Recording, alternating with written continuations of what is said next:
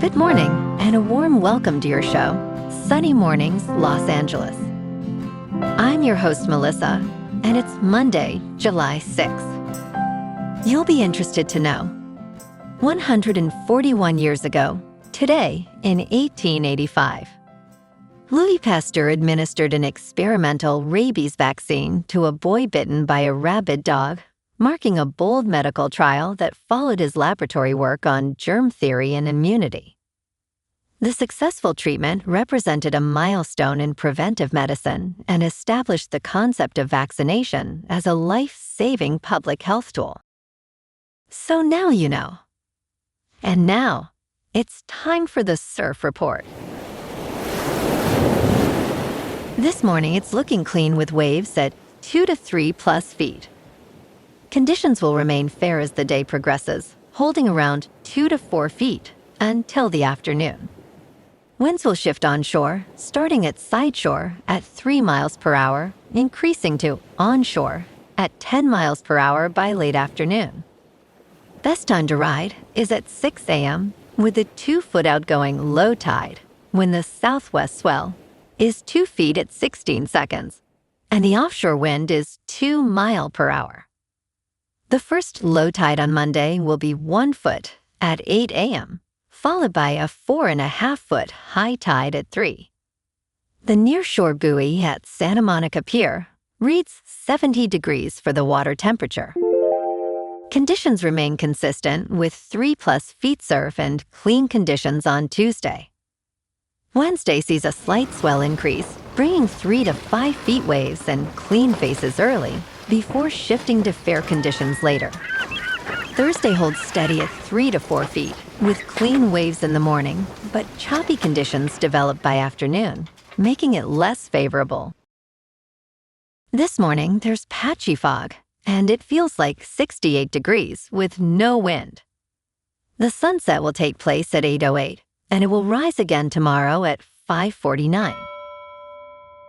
Looking ahead in the weather, Saturday will be mostly sunny with highs near 64 and a northeast breeze up to skip.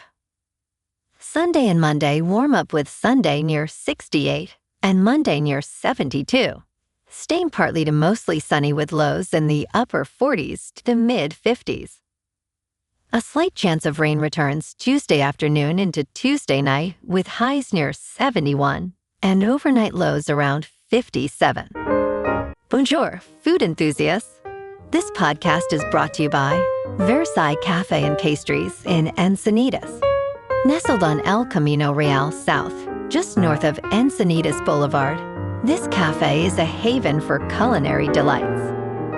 Indulge in their amazing Eggs Benedict or their gluten-free crepes. You can grab a panini for lunch or just breeze on through to get your morning coffee. They are open every day from 8 to 5. So stop on by and don't forget to tell them Sunny Morning sent you. In local news, California is launching a new $3,500 instant rebate program for first-time electric vehicle buyers, stepping in to fill the void left after the federal government eliminated its $7,500 plug-in tax credit. Governor Gavin Newsom and state legislative leaders have agreed on a budget deal that allocates $135 million toward this new electric vehicle incentive program. The discount will be available immediately at purchase to buyers and lessees, rather than requiring them to wait for a tax credit. However, strict price caps apply with qualifying new electric vehicles not exceeding $50,000 and used electric vehicles capped at $25,000.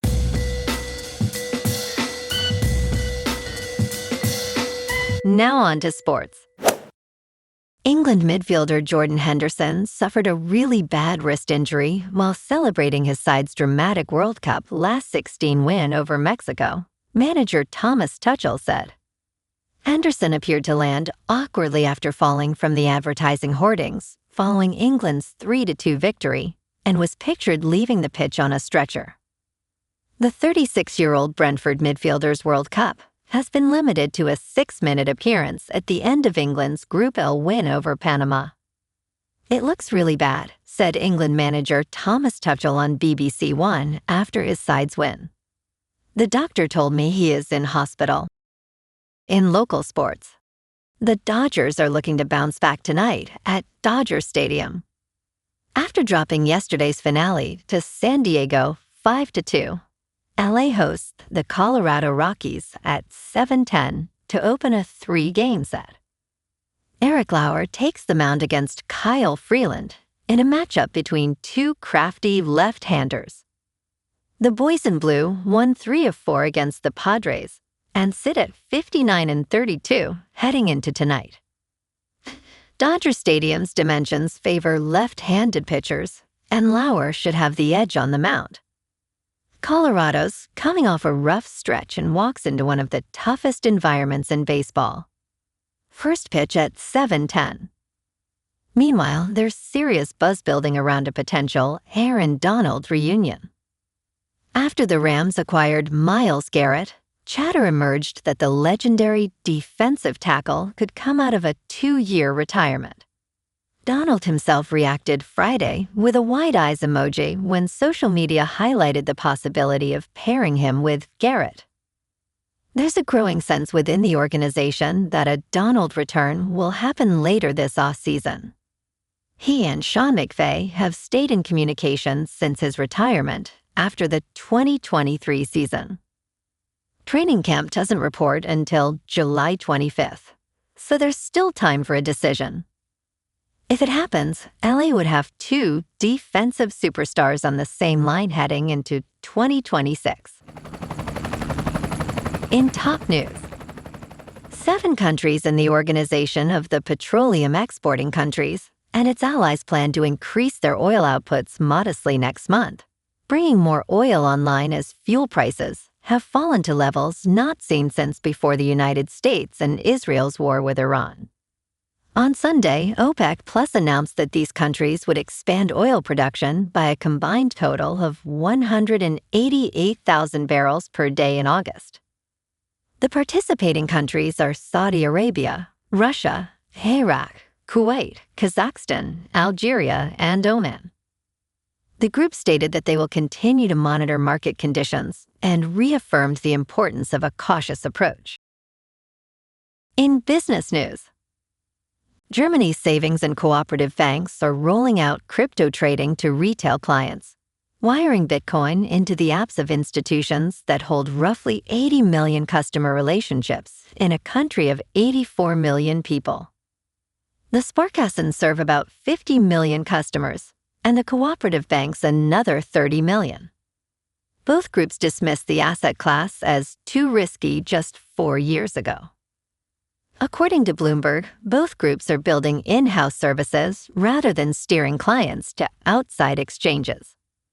Easy Bank's main crypto platform already runs inside the VR banking app, offering Bitcoin, Ethereum, Litecoin, and Cardano. DecaBank is building an equivalent product for roughly 340 savings banks, with a phased launch later this year. In crypto movement, Bitcoin is up 6% over the weekend to about $63,000. Ethereum is up 15% to just under $1,800. And XRP is up 11% to $1.14. Moving on to a more local vibe. In our community spotlight on health and wellness, we are working with a national Pilates studio to bring you some free classes, so listen up. Check out Club Pilates, with several locations in the San Diego area.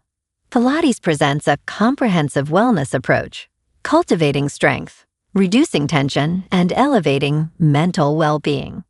Scientific research affirms its benefits.